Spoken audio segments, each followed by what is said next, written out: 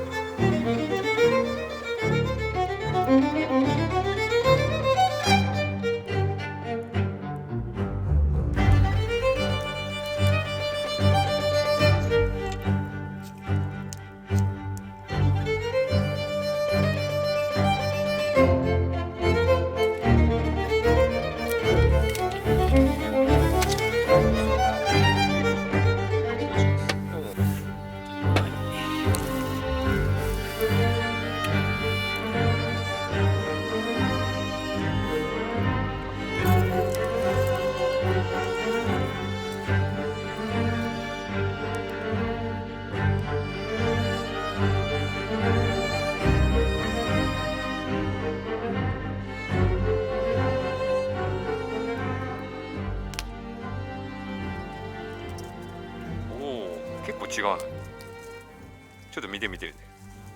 こうあるじゃんね。はい。こうやってこう単に暗くなってるだけっていう感じもしないでもない気がするけど。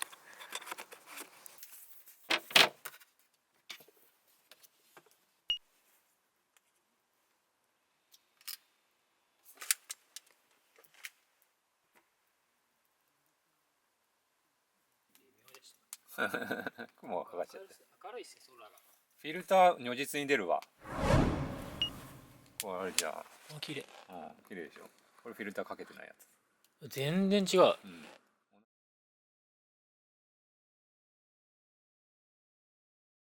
これ、ソフトフィルターかけてて、これが、ソフトフィルターかけてなくて、外光カットで、これがかけてないやつ。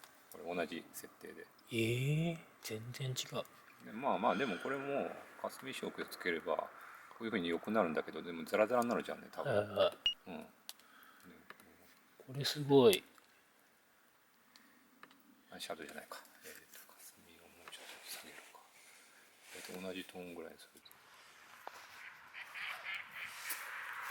久々に焚き火撮るけど、やっぱ焚き火は変になくなる。焚き火が背景にあるだけで全然違う。